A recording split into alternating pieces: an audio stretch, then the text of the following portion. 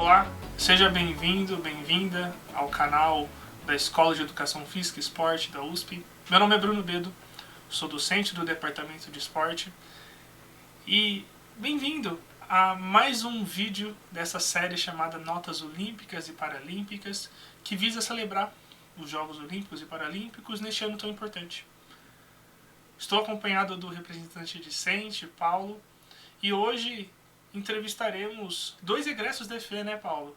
Um formado em 2002, um formado em 2006, que estão traçando trajetórias de sucesso dentro do futebol feminino. Olá, professor Bruno, bem-vindo a você aqui no canal da EFE USP completando 90 anos, e a gente vai receber nessas notas olímpicas e paralímpicas Ronaldo Cobal, formado pela EFE em 2002, e Marcelo Rossetti, formado em 2006, dois membros da Comissão Técnica da Seleção Brasileira Feminina de Futebol, que vai disputar os Jogos Olímpicos em Paris, também multicampeões pelo Corinthians, e que até alguns anos atrás estavam como a gente, né? Como os alunos aqui estudando e depois iniciando a sua formação no futebol universitário, e hoje estão aí representando o Brasil nos Jogos Olímpicos. Eu queria realmente agradecer pela presença de vocês dois, agradecer pela presença do Paulo também aqui hoje. Queria, em especial, desejar um excelente Jogos Olímpicos para vocês. Sei que esses próximos meses, né? Esse próximo ciclo é muito importante, então estou na torcida, já antecipo isso. E gostaria de apresentar os nossos convidados hoje. Temos aqui hoje o Ronaldo. O Ronaldo é egresso da EFE em 2002, me corrija se eu estiver equivocado, Ronaldo. E o Marcelo também é egresso da EFE, só que de 2006, correto? Então, é muito bacana ver alunos. Eu não posso nem falar que foi aluno meu, né? Eu cheguei muito depois na EFE, mas é muito legal ver egressos da EFE, pessoas formadas na EFE, trabalhando em clubes de alto rendimento, e nem se fala nem em clubes, né? Seleção brasileira aqui no caso. Então, eu vou deixar vocês se apresentarem, eu acho que isso fica mais confortável, fica mais próximo para todo mundo. Então, começar por quem é egresso há mais tempo, tá, Marcelo? Então, quem é mais velho, tá? Informação, Ronaldo. Tem que respeitar os mais velhos. Respeitar os mais velhos, poxa. Bom dia. Primeiramente, gostaria de agradecer ao Bruno pelo convite. Acho que é uma honra poder retribuir com a EFE de alguma forma, né, com tudo que a gente captou e a gente conseguiu utilizar de experiência na nossa passagem pela EFE. Então, agradeço imensamente esse convite. E falando um pouquinho, né, da nossa trajetória, comecei em 2002, né, na EFE. Dentro da EFE, a gente sempre buscava informações, né, atualizações, o conhecimento, buscava até a proximidade com alguns professores envolvidos no esporte de alto rendimento, né, que isso sempre foi um desejo meu, né, um sonho de criança. Era um sonho de criança trabalhar no esporte de alto rendimento. Eu já estava convicto disso muito antes dos colegas de escola, né? Então eu tinha certeza já do que eu queria, naquela fase que a gente está de prestar um vestibular, muita gente tem dúvidas sobre qual carreira seguir. Eu sempre tive muita convicção no meu desejo, né, de um dia, quem sabe, trabalhar no esporte de alto rendimento. E eu consegui, né, ingressar na EFE em 2002. No meu TCC, eu busquei o professor Valmor Trícoli, né, que é um professor que ministrou as aulas de treinamento de força. E eu via também, dentro das minhas convicções, dos meus conhecimentos que eu fui adquirindo no processo da EFE, que o treinamento de força era algo ainda muito vago no esporte de alto rendimento, né? Ainda existiam muitas dúvidas, muitas questões culturais, né, que acabavam até desmistificando o benefício que era o treinamento de força. Então, eu comecei a me interessar mais por essa área, principalmente na área do treinamento de força para o esporte de alto rendimento, né? Quando eu terminei a EFE, né, a graduação, bacharel em esporte, eu busquei o grupo de estudo do Valmor, também com intenção de iniciar no mestrado, né? Naquela época, lá em 2006, 2007, era extremamente concorrido, então tinha mais de 10 candidatos para 2, 3 vagas. Então, eu fiquei numa fila de espera, né? Mas eu não acho que foi tempo perdido isso, porque nesse processo eu fui vivenciando, contribuindo, tanto como sujeito de pesquisa, como contribuindo para as pesquisas em si, né? Essa vivência do treinamento de força, né? E depois eu consegui o ingresso também no mestrado, né? Que era também, o tema era a combinação do treinamento de força e potência no desempenho esportivo, né?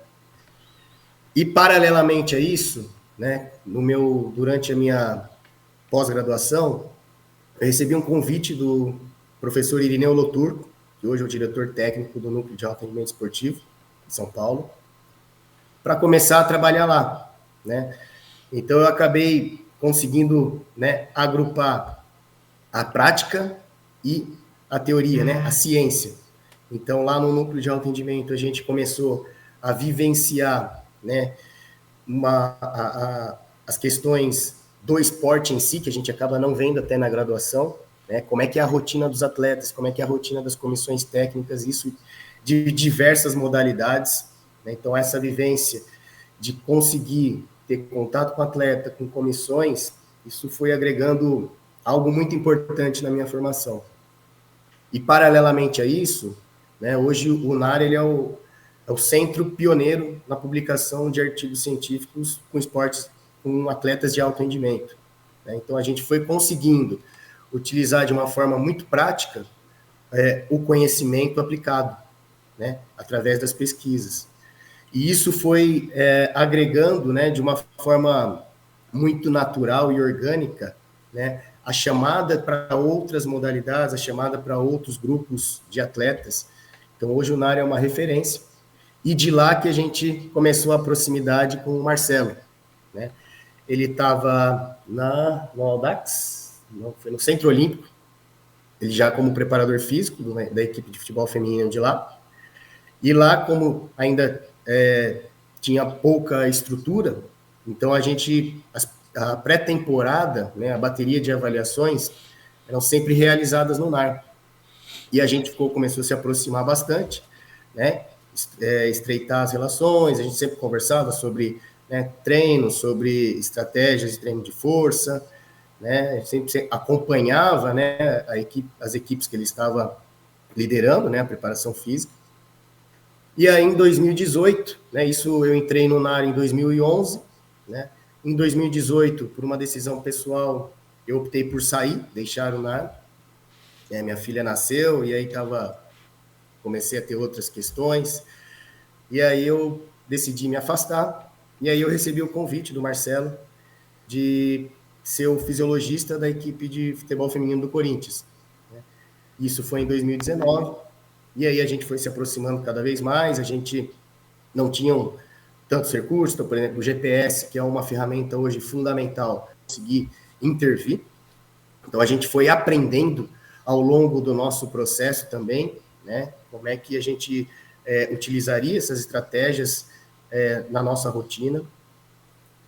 E aí, isso foi se aproximando, foi cada vez mais dando certo, né? A gente conseguiu também, né, dentro do Corinthians, que aí foi um conjunto da diretoria, um conjunto também da comissão técnica, a gente conseguiu utilizar os nossos dados para publicações científicas. Então, a gente começou também, né, a fomentar a modalidade, né, que é o futebol feminino, com conhecimento.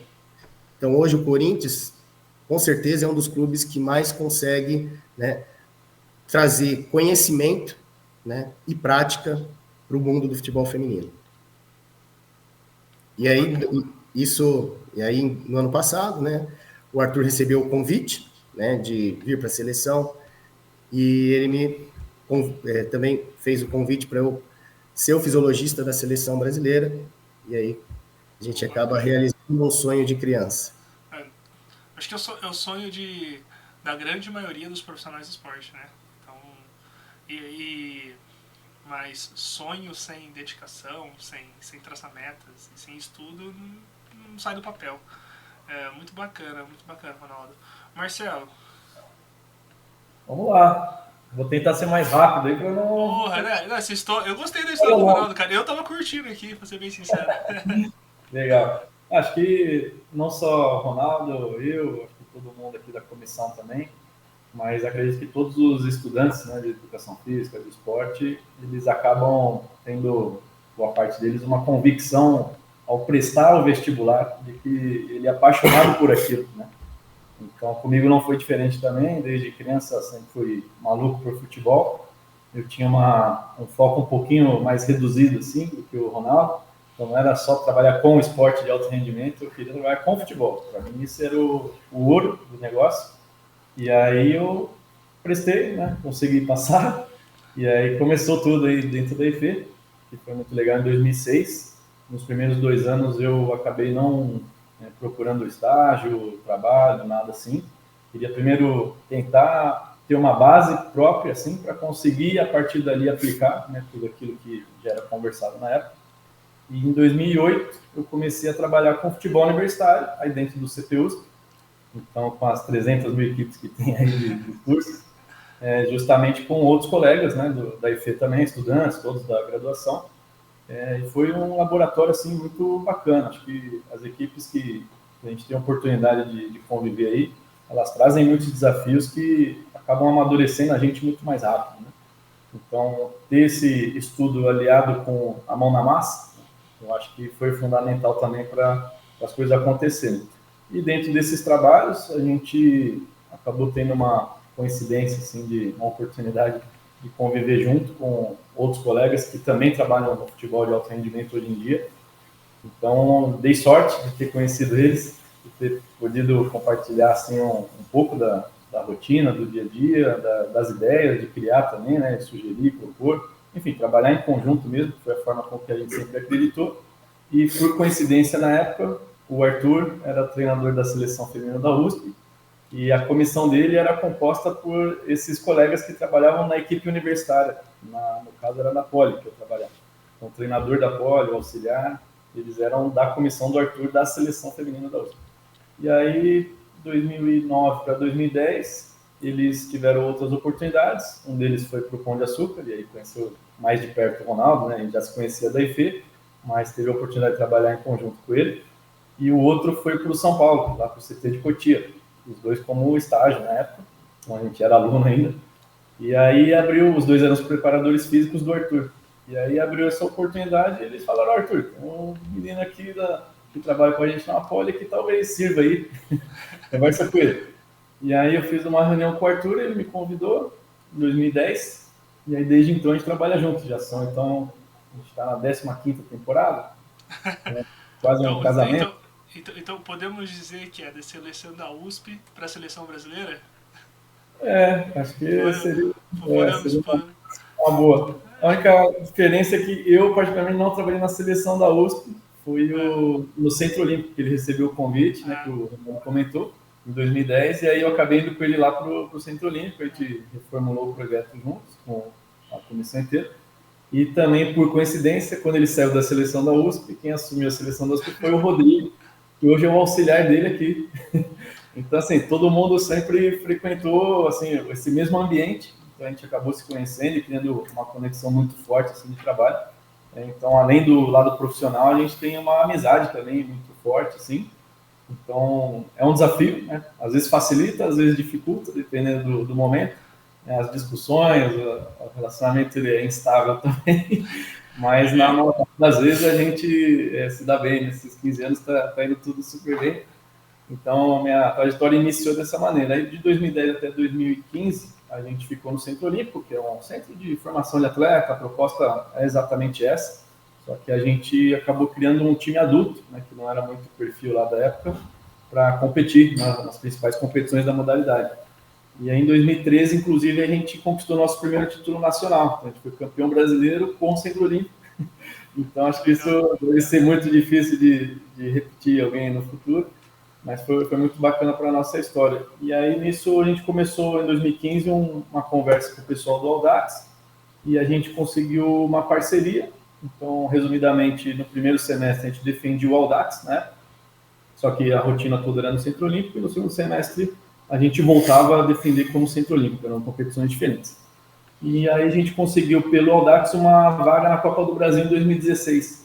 E aí o Centro Olímpico na Copa do Brasil, até engraçado, eu dizia assim, porque é uma coisa meio fora do normal. Uhum. A gente foi campeão, né? Aí Não, o Audax decidiu fazer uma parceria junto com o Corinthians, também nesse mesmo formato de 2015. Então, um semestre era uma camisa, depois aí misturava lá e mudava a camisa.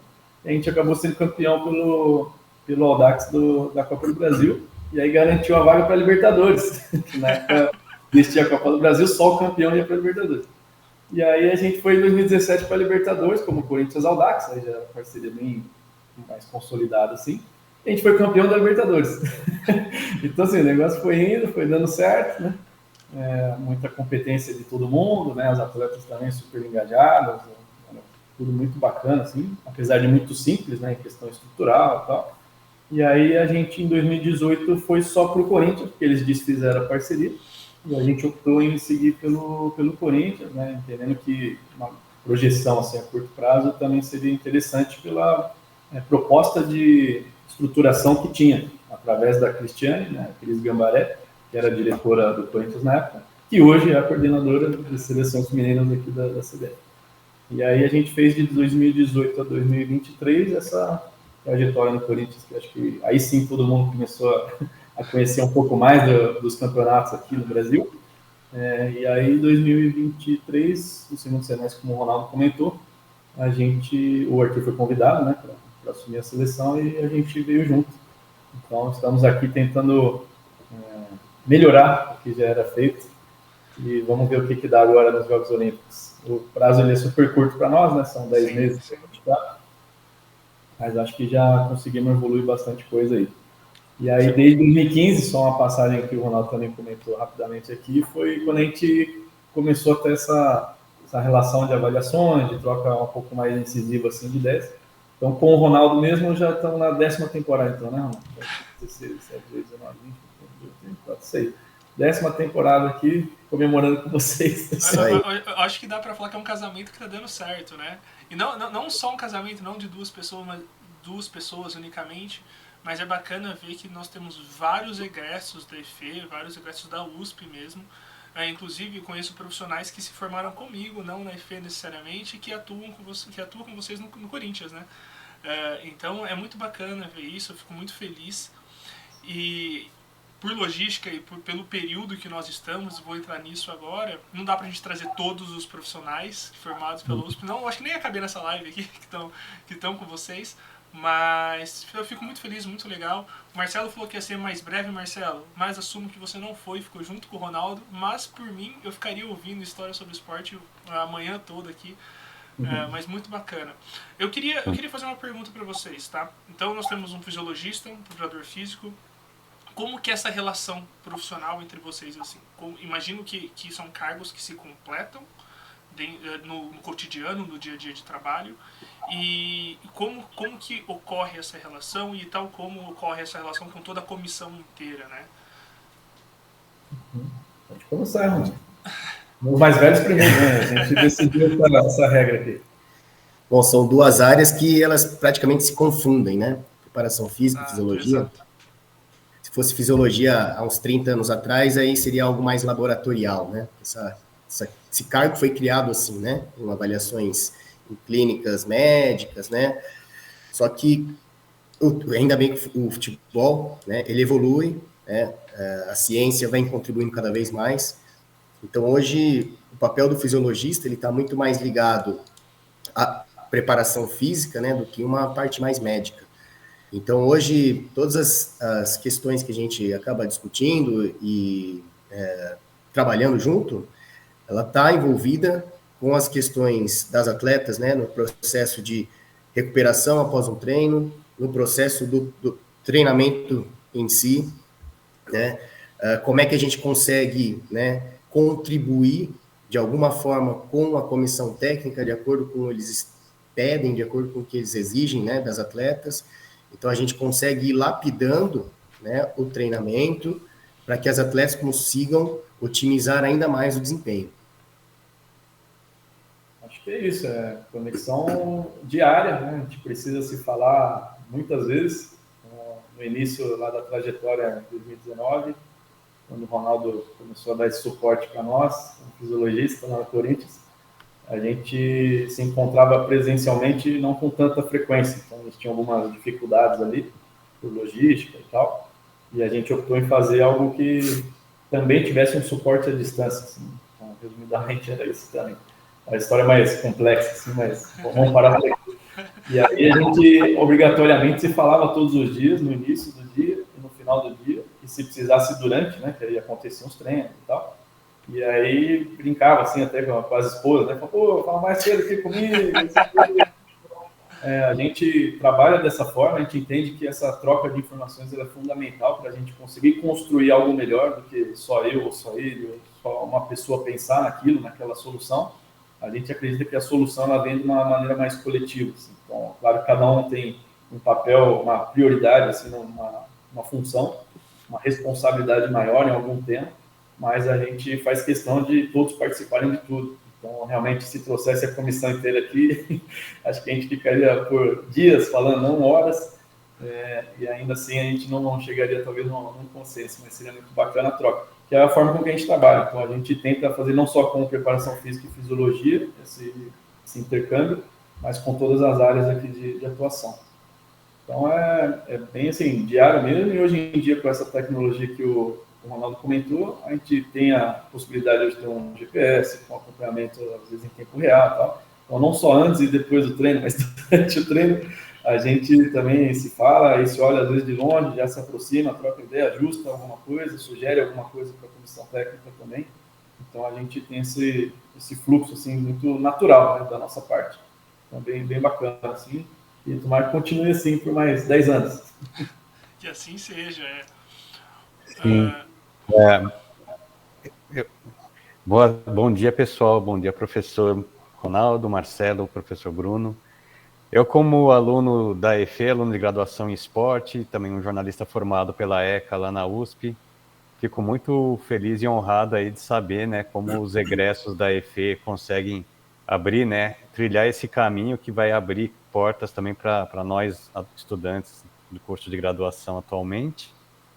E queria saber de você, né, assim, vendo essa trajetória e o futebol feminino agora chegando para representar o Brasil em uma Olimpíada, e daqui a 3 anos estaremos sediando uma Copa do Mundo Feminina da FIFA aqui no Brasil, pela primeira vez. Eu gostaria de saber como é que a ciência pode ajudar, né, o futebol feminino a surfar nessa onda aí que está crescendo, e a gente vê como a ciência foi importante para o desenvolvimento físico e técnico das jogadoras. E qual que é o próximo passo agora para a gente surfar nesse crescimento e ajudar a transformar o futebol feminino no Brasil? Oi, Paulo, bom dia. A ciência, ela, acho que hoje é uma parceira de praticamente todas as modalidades esportivas. Né? Sem isso, sem a ciência, a gente não consegue dar passos, né, com conhecimento, a gente não consegue ter precisão no que a gente está fazendo sem ter pelo menos um embasamento, né? A gente não pode trabalhar muito com achismo, porque aí a gente pode estar sujeito somente às experiências que a gente vivenciou. E isso pode causar alguns certos problemas, né? Então, eu acredito que hoje, cada vez mais com os avanços tecnológicos, né? Inclusive no meu doutorado, o Bruno está contribuindo, né, com algumas rotinas de programação. Isso vem evoluindo de tempos em tempos, a cada ano a gente consegue, né, avançar nesse processo de entendimento do jogo, entendimento dos treinos, né, particularmente no GPS, né, algo que vem crescendo cada vez mais. A gente não tem olhado mais só para as métricas em si, mas a gente tem tentado olhar, e agora com os recursos que a gente vem tentando adquirir, a gente começar a entender como que essas métricas acontecem, qual é o momento do jogo, né? Então, ter um olhar mais qualitativo, né, para essas métricas. Então, acho que essa é a próxima, dentro da nossa área, né? Acho que esse é um próximo passo, né, que a gente vem buscando, que eu acredito que muito em breve isso vai começar a ser mais difundido, né, na modalidade, né? E no futebol feminino tem um crescimento também, né, no entendimento da ciência, né, nas publicações, né, e quanto mais conhecimento é produzido, mais a gente consegue entender da modalidade, e assim a gente vai criando as nossas rotinas, os nossos conhecimentos e começar a aplicá-lo, né? Então isso dá mais convicção para a gente conseguir trabalhar com tranquilidade.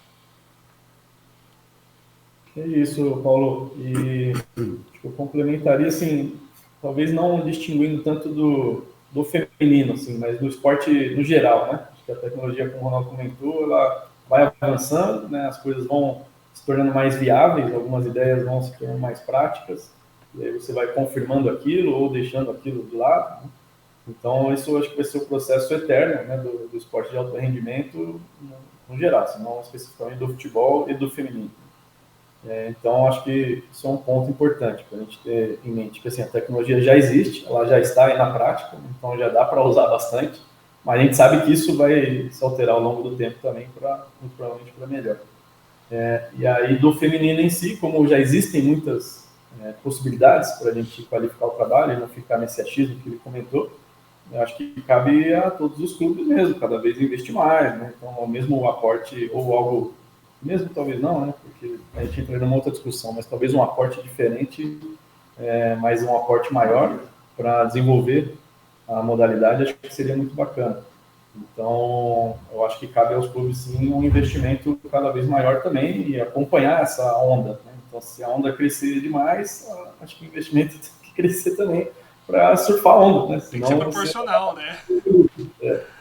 Então, acho que faz parte. Não adianta você também ter, talvez, a melhor prancha, ser o melhor surfista num lugar sem onda, e ao mesmo tempo é muito difícil você ter só um pedacinho de isopor e pegar uma onda de 20 metros. Exato. Então, acho que as coisas precisam estar numa sintonia, uma sincronia mais interessante, assim. A gente espera que nesses 3 anos, de alguma maneira, a gente consiga também, se a gente estiver, né, na seleção brasileira, contribuir para o desenvolvimento da modalidade aqui no nosso país. Que bacana. E falando, eu sou suspeito para falar sobre tecnologia, né? Mas ouvindo vocês falando, e principalmente no momento que a gente está, visto que a live está sendo gravada, então só para contextualizar quem está assistindo, a convocação da seleção foi ontem, certo? Me corrija se eu estiver errado. E aí a gente tem um ponto que eu acho que é muito importante. GPS é utilizado para controle de carga, para análise estáticas, como o Ronaldo e o Marcelo muito bem disseram. Mas eu gostaria de talvez jogar uma pergunta que eu acho que é uma dor de cabeça boa para profissionais do esporte. Então você tem atletas que estão vindo de diferentes clubes, em diferentes fases da temporada. Alguns atletas podem estar de férias, outras estão no meio da temporada, outras podem estar se recuperando de lesão, ou enfim, diferentes cenários. E... Você acertou os 3 que acertei os... não, os 2 primeiros eu sabia, o terceiro eu assumo que eu não sabia. Tem também. Então, como que é, quais os desafios eu imagino, mas eu acho que talvez quem está em casa assistindo, que não é da área do esporte mesmo, seja interessante destacar, como que é esse desafio? E além disso, como que é importante esse trabalho multiprofissional, né? Então, como o controle de carga é importante, o trabalho do fisioterapeuta, do preparador físico, do fisiologista, da comissão técnica como geral. Então, como que é esse processo, como são as conversas que vocês têm, obviamente que vocês podem externar pra gente, mas como lidar com esses desafios? Tá. Começar aqui porque tem sido algo constante desde setembro que a gente começou a nossa jornada aqui na seleção, e é uma tentativa de aproximação, uma comunicação bem bacana com os clubes, né? Então a gente, como seleção, entende que sem o clube forte, a gente não consegue ter uma seleção forte. Então a gente tenta entender o máximo possível de como é feito. Quando também a gente entende que é bacana, a gente traz algumas reflexões para tentar, de alguma maneira, contribuir para os profissionais dos clubes também, e tentando sempre aprimorar esse monitoramento. Então, resumidamente, o nosso interesse ele é esse, porque nas convocações a gente fica poucos dias com os atletas, né? Então, numa média, ali são 9 a 10 dias, dependendo da data FIFA, sendo que são 2 jogos que normalmente a gente faz nesse período. Então, de treino mesmo, a gente está falando aqui de sessões de 3 a 4 dias, treinamento com todo mundo. Então, não há tempo para nada, né, como é a cartilha do futebol atual. Já tem, na verdade, alguns anos que há essa ficha, ninguém tem tempo para nada, mas está todo mundo na mesma, né? Então, assim, você pode reclamar, mas na verdade outros também não tem, enfim. E aí vira a estratégia de cada um para conseguir driblar esse desafio.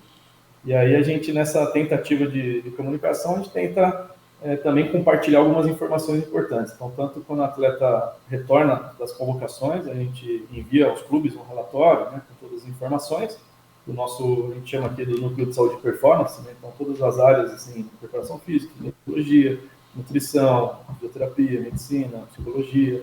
A gente tenta se reunir, né, com muita frequência também, para justamente deixar pronto esse relatório e enviar aos clubes logo que o atleta embarca, a gente já envia no e-mail. E aí o clube, quando recebe o atleta de volta, ele sabe exatamente o que aconteceu nesses 9, 10 dias.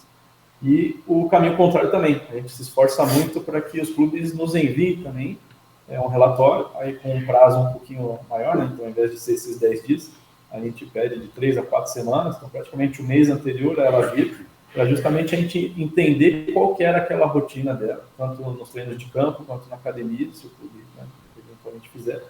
E quando ela chegar aqui, a gente deixar ela também um pouco à vontade para seguir a rotina, então a gente conseguir monitorar isso, para ela não fugir muito do que ela tem o hábito de fazer. A gente entende que isso sim pode ser muito agressivo para ela.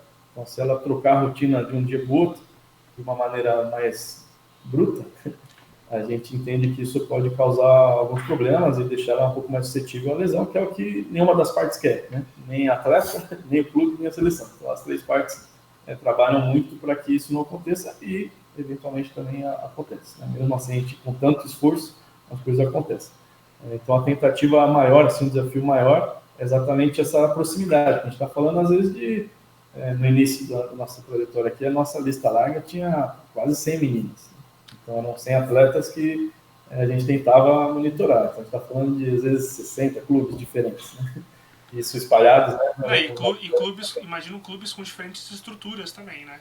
Também, total. As estruturas do Brasil, a gente conseguiu visitar quase que 100% dos clubes da Série A1, que eram os atletas, no momento, que mais tinham essa demanda, essa urgência da nossa parte, para entender também qual era a dificuldade, porque às vezes só o relatório pelo relatório a gente entende que os números são tanto frios, né? Então a gente faz questão de entender dos profissionais que estão lá, assim como a gente trabalha entre nós, a gente tenta trazer isso, né, de dentro para fora, levar para os clubes essa interação, né? E aí entender da parte deles o porquê que faz, o que não faz, o que ele acha que deveria fazer, quando o atleta estiver na seleção, o que ele sugere que de repente faça. Então, a gente tenta escutar todas as áreas do clube também para conseguir construir de uma maneira mais coletiva.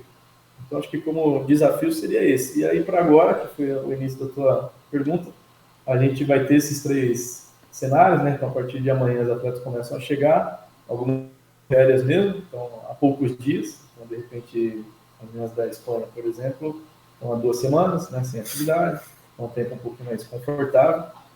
Mas tinham atletas de outras ligas que estavam já há um mês. Né?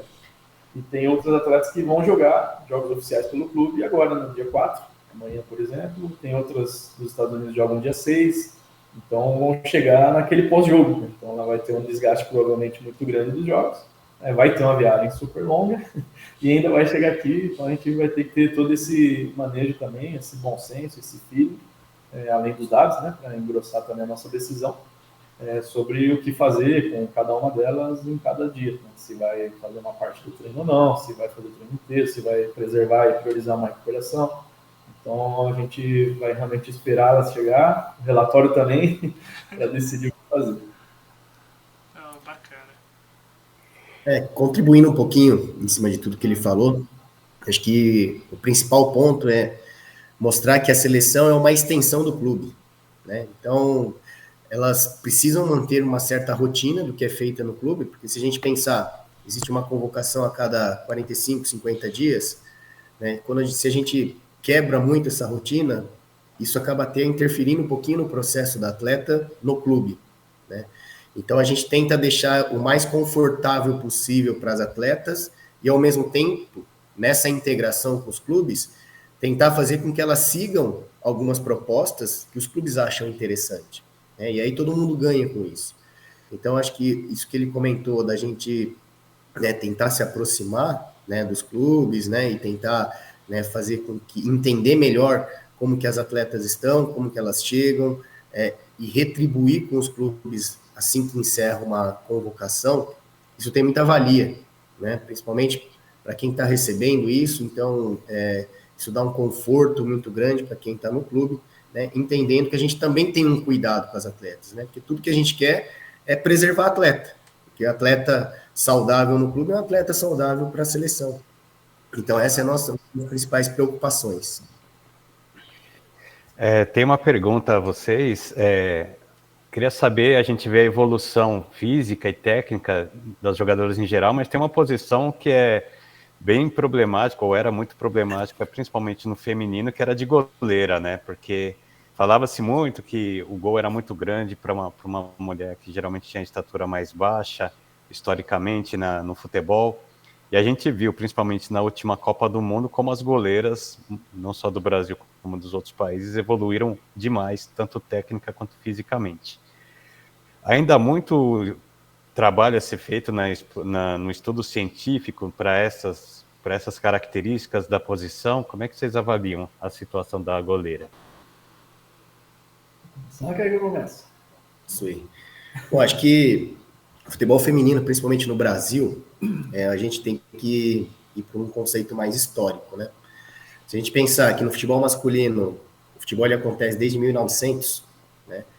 O futebol feminino ele foi proibido no Brasil na década de 70. Então é muito desleal essa comparação, né? Não estou só dizendo também das goleiras, estou dizendo no contexto geral, em si. né? Exatamente. Então, a gente ainda está, né, num processo de evolução. E se a gente pensar que o futebol feminino, o tanto que ele evoluiu nos últimos 10 anos, é incomparável com o que evoluiu o futebol masculino, né? Por uma questão de tempo mesmo, né? A gente acredita que muito em breve as coisas serão muito próximas, né? Então, esse conceito histórico, ela tem uma interferência muito grande nesse processo de evolução, né? E naturalmente, no futuro próximo, as coisas serão muito mais naturais, né? Então, você vai ter goleiras mais altas, você vai ter goleiras, né, muito mais preparadas. Se a gente for num conceito histórico de base também, né, então, o processo de formação da atleta, né, do futebol feminino está crescendo, né, está em andamento, né? Então, se a gente pegar, né, um menino numa categoria sub-20, né, ele já vai ter um lastro aí consideravelmente de uns 10 a 11 anos de formação. Se a gente pegar uma menina numa categoria sub-20, se ela tiver 6, 7 anos, vai ser muita coisa. Então, esse processo de formação, ele vai demorar um pouquinho ainda. Mas a gente tem certeza que isso é algo que vai acontecer e vai melhorar, né? Isso é natural. O processo de formação, aproveitar também esse finalzinho que o Ronaldo comentou. Hoje em dia, na seleção brasileira, nós temos atletas de 22, 21, 20 anos que passaram por esse processo. Então, assim, já são talvez as pioneiras do processo de base que a gente tem hoje em dia já, né, em alto rendimento. Claro que muita coisa pode ser melhor ainda, né, dos processos todos, de tudo, né? A gente poderia ficar 2 dias falando só sobre isso. Acho que seria também super bacana e produtivo para a modalidade, mas é um ponto que agora a gente começa a colher um pouco. Só que ainda a gente sabe que a comparação de quantidade de praticantes e de clubes que fazem o trabalho e tal, ela ainda é muito diferente e ainda vai ter essa influência grande que o Ronaldo comentou. Sobre adaptações assim de campo, de regra, de gol, eu confesso que eu sou bem contra, assim. Eu acho que é futebol, né? A questão é que jogar por homens ou por mulheres. Mas o contexto eu acho que é o mesmo. E quando a gente olha jogos de alto nível, assim, então, quando tem boas equipes que têm uma estrutura bacana, tiveram uma possibilidade de selecionar atletas, né, de um nível legal. Então, assim, quando há um contexto mais completo, né, vamos chamar assim, eu não vejo essa diferença, essa vulnerabilidade no gol. Eu acho que os atletas fazem bons jogos, os placares são apertados, assim, são bem disputados.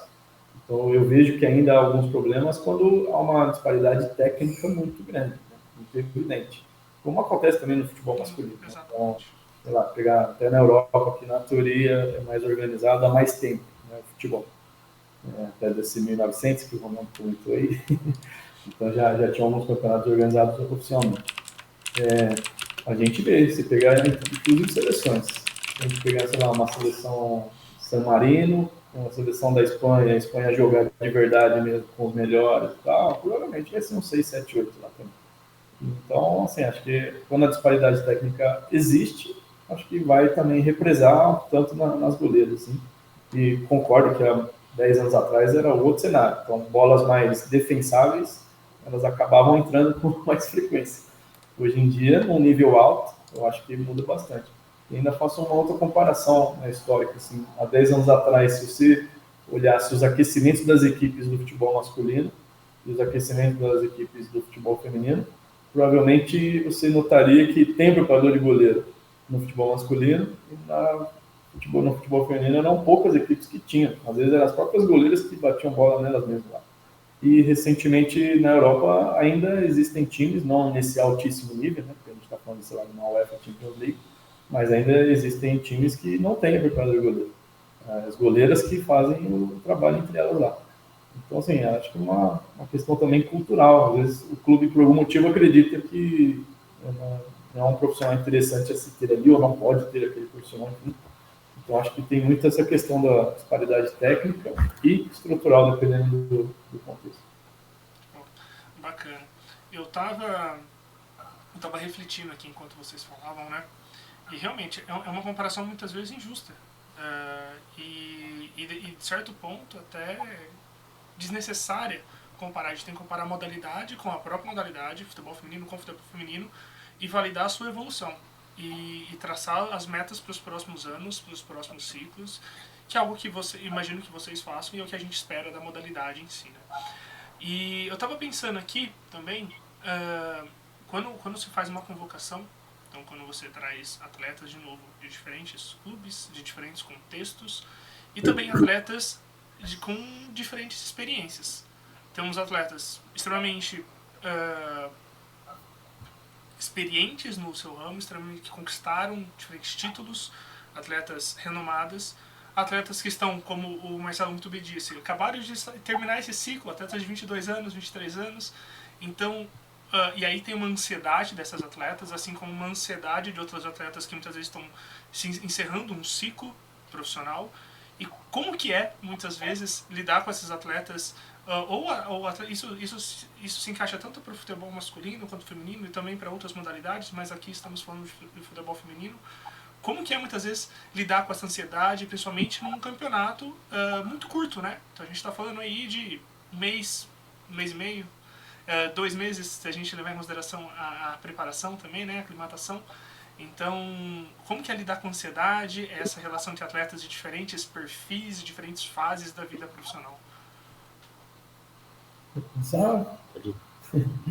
É um desafio sempre grande, né? Porque realmente cada uma tem um momento da vida, a gente está falando nem só da carreira, né? Mas tem atletas perto dos 40, tem atletas saindo dos 20.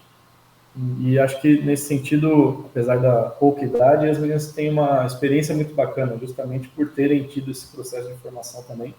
Elas são acostumadas a jogos importantes, a decisões. Isso é uma coisa que pesa bastante a favor assim, para nós. A gente tem muito apreço para as pessoas, atletas, que têm essa vivência, né, de competir em finais, em semifinais, que é o que a gente quer, né, fazer com a seleção. Então a gente precisa das pessoas que sabem fazer aquilo também. Então, apesar de novas, elas têm também uma bagagem bacana. Alguma delas, inclusive, foram medalhistas, né, da Copa do Mundo Sub-20, tem uma medalha de bronze de 2022, e as atletas estão hoje na seleção que vai para as Olimpíadas, né? Então é muito legal ver esse processo acontecendo. Eu me perdi na pergunta, qual que era mesmo? E como lidar, né? Lidar com a ansiedade. Isso. Eu não estou muito ansioso, né? tá tudo bem, eu tento ser um pouco tranquilo, às vezes sou até demais, né? Mas a ansiedade ela vai existir para todo mundo, acho que todos os profissionais, os atletas, né? A gente tenta olhar, a gente tem um olhar, a tentativa nossa tem um olhar muito humano para tudo.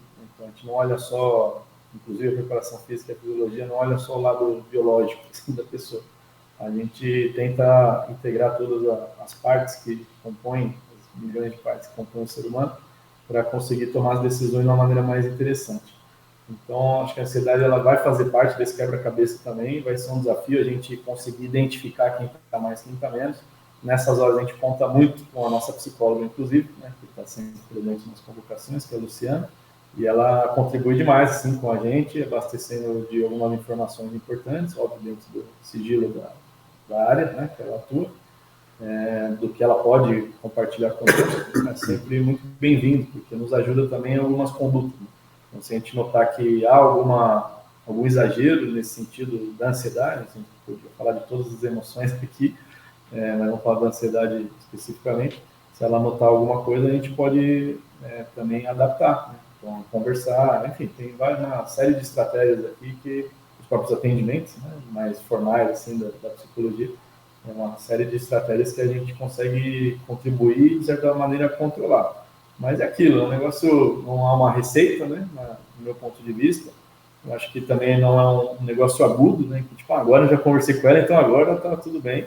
Acho que isso tudo ele é um processo de médio prazo, sim, então a gente precisa se manter em alerta, né, constantemente para conseguir manter sob controle uma ansiedade que a gente considera normal. Né? Então, ansiedade todos nós temos, mas na minha visão o problema é quando os extremos eles estão meio desequilibrados assim. Então, muito ou nada, geralmente, né, para quase todos os assuntos da nossa vida, no meu ponto de vista, ele interfere negativamente. Então, a gente tenta achar esse meio termo ideal, vamos colocar assim.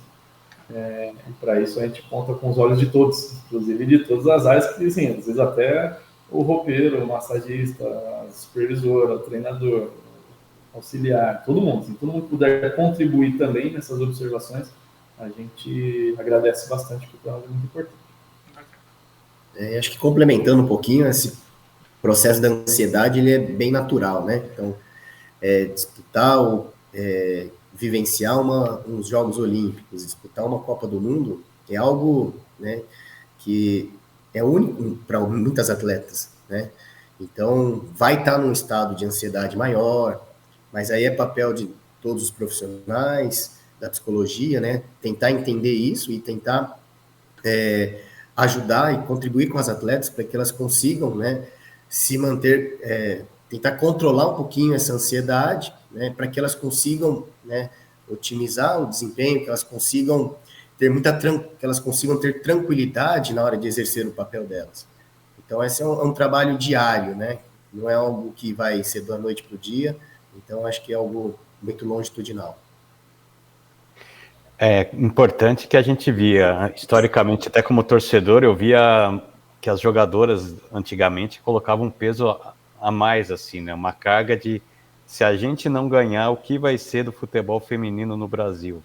Elas botavam esse peso, uma cobrança até em cima delas próprias, que eu acho que atrapalhou o Brasil, a seleção brasileira, em algumas grandes competições. E eu acho que isso vocês, até a presença de vocês, de uma comissão técnica, de uma formação das jogadoras desde a base, isso tá caindo, né? Tem aquele famoso discurso, né? Não vai ter uma Marta para sempre, uma formiga para sempre. E agora a gente vê que está sendo essa renovação de uma maneira mais programada e contínua. Eu acho que é importante, né? O trabalho que está sendo feito multidisciplinar com a seleção brasileira. Total, Paulo. E acho que complementaria, assim, ele é um processo natural, né? Então, essa troca, se a gente ficar também muito focado de quem vai ser a próxima, tal, acho que a gente fica se remoendo nesse processo também, além do futuro da modalidade, que nem você deu exemplo. Então, se a gente ganhar, vai mudar, agora aí o futebol feminino no Brasil vai ser mil maravilhas. Então, a gente sabe que mesmo se ganhar, assim, vão ter problemas, há um processo a ser percorrido ainda. Então, não é da noite para o dia com o título. Ao mesmo tempo, essa pressão de, então, quem vai ser a próxima fulana a ser a melhor do mundo? Tá? Então, assim, esse tipo de coisa a gente realmente entende que é algo negativo que empaca um tanto o desenvolvimento que a gente quer, só que a gente fica caçando um objetivo final para garantir que aquilo vai acontecer, mas na verdade também não garante nada. Né? Então, a gente sabe que o negócio é muito mais complexo, assim. Então, esse tipo de pressão a gente aqui internamente também tenta minimizar, porque senão a gente, na minha concepção, sai da lógica do jogo, da essência dele, que ele é um lazer, né? Em primeiro lugar, ele é uma diversão. E a partir dali foi se organizando tudo ao ponto de virar também uma profissão. Então, eu acho que as meninas aqui, os meninos também na seleção masculina, são super privilegiados por fazer o que eles mais gostam. Então, é uma diversão que é um trabalho. Então, porra, tem que ter prazer para fazer aquilo lá. Não adianta um excesso de pressão por um motivo que não compete a ele, né? Acho que ele tem que ter a pressão dele, que é jogar porque ele defende o clube X ou a seleção Y. Acho que isso sim, é normal, né, dentro do contexto. Agora, o excesso dessas buscas, né, por outros motivos, eu acho que atrapalha demais. E destacar também que a pressão muitas vezes é boa, né? Essa ansiedade muitas vezes é boa. Significa que você está fazendo aquilo com responsabilidade. Você tem um objetivo claro, você sabe a importância de estar vestindo a camiseta de uma seleção brasileira. Então, eu acho que é importante também.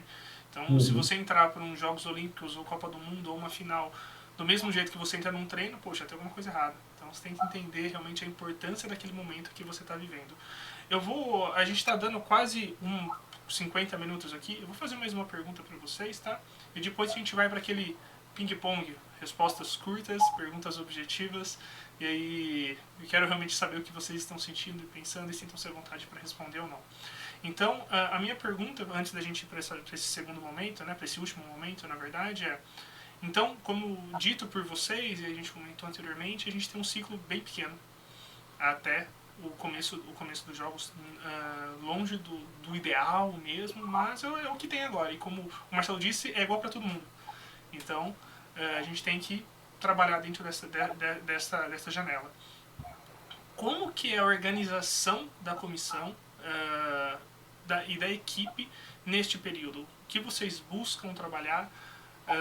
Se vocês quiserem explicar e puderem explicar para quem é leigo, quem está fora da área, como que vocês organizam isso mais ou menos e até chegar no início dos jogos mesmo? Como o tempo ele é bem curto, como a gente já conversou aqui, a gente opta em ter o time, a forma do time, o modelo de jogo do time em primeiro lugar. Então, o time ele vem antes. E a gente faz de tudo, inclusive muitas reuniões, então não são só os treinos do campo, né? A gente conversa muito aqui com os atletas, reuniões com o grupo, tá, de jogadores, com diversos tipos de dinâmica nessas reuniões, às vezes um pouco mais breve, de 20, 30 minutos, às vezes um pouco mais demoradas, dependendo do objetivo, coisa de uma hora e meia, mas sempre muito produtivo. Isso tudo para que todas elas entendam a maneira com que a gente quer que o Brasil jogue, né? Que o treinador, o Arthur, ele gostaria que elas fizessem. Então, o nosso ponto de partida, ele é o time. E aí, todo mundo entendendo aquelas ideias, o que fazer em cada momento do jogo, fica muito mais prático para sair do papel, né? E realmente, na prática, ele acontecer.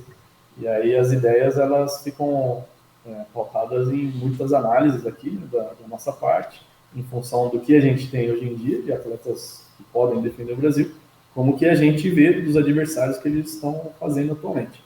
Então, a nossa rotina ela é toda em função de uma ideia de jogo.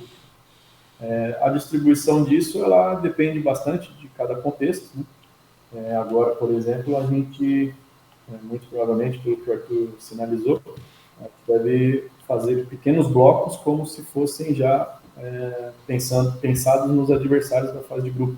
Então, a gente vai ter 3 mini blocos para conseguir já repassar o plano para ir lá e aplicar. Então, realmente, o ideal não existe, o tempo ideal, que você comentou, é só uma hipótese, ele nunca aparece. Então, a gente decidiu aproveitar esses 10 dias dessa maneira. E aí, a questão das cargas, ela também varia em função de cada momento, assim, mas a gente tenta, basicamente, fazer uma distribuição de carga ondulatória, assim. Então, às vezes tem uma demanda um pouco maior, às vezes tem uma demanda um pouco menor, a gente vai oscilando isso ao longo do tempo, para garantir também uma aquisição por parte delas, né, mesmo que o período seja curto, pelo menos uma mini adaptação, assim a gente pode dizer, sem comprometer também uma recuperação e um estado de prontidão no dia seguinte para conseguir também fazer, porque tem algo importante a ser feito também no dia seguinte. Então, a gente basicamente vai distribuir dessa maneira, que é complementar. Eu acho que esse é um grande desafio, né? fazer com que as atletas cada vez mais entendam o modelo de jogo do time, para que facilite isso, né, nos jogos, né, no entendimento dos adversários. Então, e isso tem que estar tanto na teoria quanto na prática. Então, as reuniões, né, presenciais, em que são passados vídeos das análises do time, na análise dos adversários, é justamente para isso, né, porque a gente consiga, que elas consigam entender cada vez mais, né, as ideias do Arthur e as ideias da comissão técnica. Bacana. Paulo, você tem alguma pergunta que você gostaria de fazer? Senão eu vou para esse ping-pong, porque para a gente liberar os nossos entrevistados, que eu acho que alguém tem que trabalhar hoje cedo, né? Não, vamos lá, vamos começar aí com essa bateria. Eu queria saber qual que é o ídolo, né? Quem foi a grande inspiração de vocês no esporte para essa dedicação?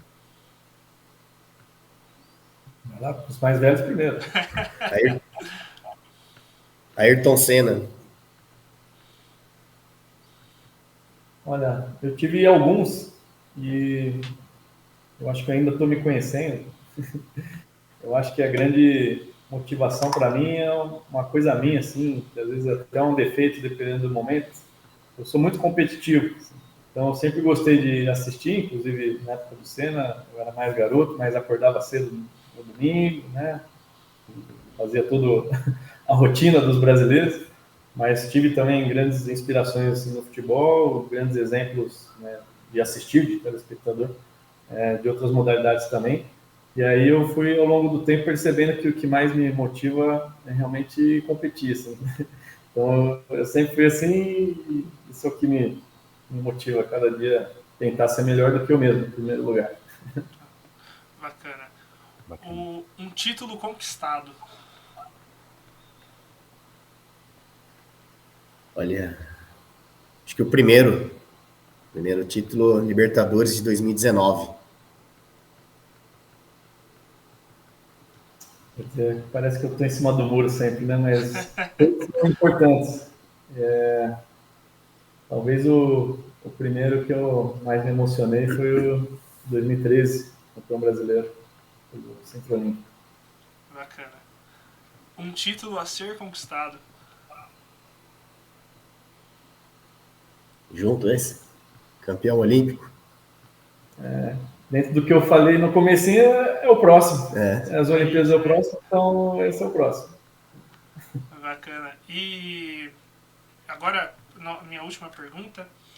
Eu queria que vocês falassem, isso não precisa ser tão breve, vocês já falaram isso no começo da nossa live aqui, da nossa gravação, então se quiserem ser redundantes não tem problema. Como que a EFE foi importante nessa formação de vocês?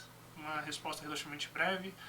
Um momento que vocês viram na EFE e que isso levou, não que a EFE trouxe vocês até a seleção, porque na verdade quem chegou aí foram vocês, obviamente, mas como que a EFE ou a USP auxiliou nesse processo? Olha, acho que a EFE tem um papel importantíssimo, né, no processo de formação, principalmente no processo de formação acadêmico, né, que é onde foi abrindo-se portas, né, por onde a gente passava, o processo durante a graduação também, que a gente tinha amigos, colegas de classe de outros anos também, que a gente vai fazendo as amizades, vai fazendo os contatos, muitas vezes pessoas nas mesmas condições que você, que está buscando ainda, almeja chegar em outros lugares. Então, a EFE, ela, particularmente para mim, ela teve um papel fundamental, né, nos questionamentos, na busca do conhecimento, e eu tenho muito a agradecer aos professores que eu vivenciei, que eu passei pela EFE nesses momentos, então acho que eu tenho muito a agradecer a EFE, e sempre que puder e for da vontade de vocês, eu tenho um carinho muito grande pela EFE e vou contribuir da melhor forma possível. Da minha parte também, acho que a gente sai da EFE com a sensação de que tem que retribuir de alguma maneira, né, todo o investimento que foi feito na gente. Então, também fico à disposição aí para o que precisar, uma outra oportunidade, agradeço já o convite ao Bruno e ao Paulo. E o papel da EFE, assim, para mim, ele também é fundamental, porque, pelo menos na época, não sei como está hoje em dia, tudo era muito reflexivo e questionador, né? Então, o perfil, assim, ele sempre foi esse, e era exatamente o que eu precisava, assim, dentro do meu perfil, era realmente questionar tudo, refletir muito, para ver como que eu conseguia encurtar o caminho para alcançar os objetivos que eu tinha, na melhoria, sei lá, de um atleta, enfim, seja qual fosse o contexto. Então, dentro de todas as aulas, era sempre aquilo, né? Surgia o tema, aí eu olhava, começava a refletir, falava, não, mas e se, não sei o que lá. Aí começava, mas professor, e se, não sei o que. O e se sempre presente ali, e isso foi trazendo muito mais reflexão, né? Mais dúvida. Aí saía, passava na biblioteca, começava a folhear lá os livros, né, dos artigos ali, e falava, deixa eu ler isso aqui. Aí começava a ler, aí trazia mais uma outra reflexão, aí no final do dia ia lá para o CPUSP, com toda a estrutura ali, né, já favorecer isso, para dar o treino, aí falava, pô, acabei de ver tal coisa que, então talvez se eu fizer isso hoje, depois no outro dia, talvez dê alguma coisa. E aí ia pondo na mesa ali as coisas na prática. Aí dia seguinte, mesma coisa, chegava na aula, mas o professor falou isso, tirou um conceito que eu tinha, né, porque eu escutei isso na época da escola, por exemplo, e isso não existe. Como que não existe aquilo, né? Ele quebrava culturas e alguns paradigmas, me deixava mais inquieto ainda assim. Aí eu ia para a biblioteca e falava, não é possível, tem que ter alguma coisa a ver isso aqui. Aí eu pesquisava sobre aquele determinado tema, aí depois no treino ia lá e tipo, pô, quero ver isso aqui acontecer. E aí às vezes dava certo, às vezes não, óbvio, né? Então, acho que o papel é fundamental nesse sentido de reflexão, de inquietude, né, da busca pelas respostas, com a possibilidade de aplicar aquilo a 100 metros de distância, né? Então, foi muito bacana, assim, para mim foi fundamental. Tive a sorte de ter conseguido aí passar e agradeço muito por ter tido essa rotina toda aí até hoje, colhendo esse fruto. Pô, muito bacana, muito legal mesmo. Ouvi a história de vocês. Eu não sei se o Paulo tem alguma última pergunta que você gostaria de fazer, Paulo, senão eu vou para os agradecimentos aqui já. Não, só quero agradecer e desejar muita boa sorte, muito sucesso aí para a seleção brasileira, para vocês, para o futebol feminino, e que venham muitas conquistas aí de agora em diante. Queria, então, abrir para vocês, se vocês têm algum comentário, quiser deixar para quem está assistindo alguma última mensagem, ou eu posso finalizar aqui, sintam-se à vontade, mas já antecipo o meu desejo de boa sorte, um excelente Jogos Olímpicos para vocês, uma excelente competição, uma excelente preparação também.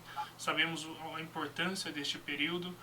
Estaremos na torcida, tanto por conquistas pessoais, profissionais, mas assumo que uma torcida muito grande por uma excelente campanha nesses Jogos Olímpicos, por uma medalha e, em especial, um excelente trabalho, já um ótimo trabalho para vocês, e agradecer vocês dois e também toda a comissão técnica por ter cedido um tempinho desse período tão importante para estar aqui conversando com a gente. Obrigado, Bruno. Obrigado, Paulo, pela oportunidade de poder falar um pouquinho, né, da nossa trajetória, das nossas vivências, de alguma forma contribuir com quem está vindo, né, com os alunos, né, da graduação. Eu tenho certeza que eles têm sonhos também, né? Então, acho que quando a gente batalha bastante, a gente recebe muitos nãos também, mas se a gente tem muita determinação no que a gente quer, tenho certeza que as coisas facilitam bastante para alcançar os nossos sonhos, né? Então venho agradecer vocês de novo por essa oportunidade e vamos Brasil. Vamos Brasil. Marcelo? Também, só para agradecer, Bruno, Paulo, pelo convite, dizer para o pessoal que, assim, continuem refletindo sobre as coisas, questionando, mas que também apliquem as coisas, né? Então, tornem esse ciclo virtuoso, porque é talvez o melhor caminho, pelo menos do meu ponto de vista, que todo mundo pode seguir. Tem sempre a turma que só aplica, ou só questiona, ou só reflete, mas eu acho que a junção das três, ela torna a gente muito melhor e mais completo. E o caminho, ele não é simples, né? Não é fácil, mas para quem tem o sonho, como o Ronaldo comentou, e a gente disse também no início aqui, né, da nossa palestra, da nossa conversa, perdão, eu acho que é um sonho em comum assim, dos estudantes da IFE, são todos apaixonados por isso, e se a gente realmente gosta daquilo, a gente precisa estar disposto a alcançar aquilo, mais difícil que seja esse caminho, né? Vão existir os nãos, como ele comentou também, mas no fundo vale muito a pena, assim, porque a gente gosta de verdade, a essência nossa é essa, né? Então a gente vai topando e vai criando e vai dando certo e assim vai. Então, boa sorte aí para todo mundo, e que a gente possa representar bem o nosso país. Contamos com a torcida de vocês também, pensamento positivo, mesmo à distância, sempre ajuda. Pode contar, estaremos na torcida. De novo, então, pessoal, muito obrigado mesmo. A IFE, em nome da IFE, agradeço pela disponibilidade de estar conversando com esse tempo aqui com a gente, mesmo com um período tão corrido mesmo, tá? De novo, desejo uma excelente preparação, excelentes Jogos Olímpicos e pode ter certeza que estaremos na torcida aqui. Beleza? Maravilha. Forte abraço. Vai Brasil! Vai Brasil! Vai Brasil!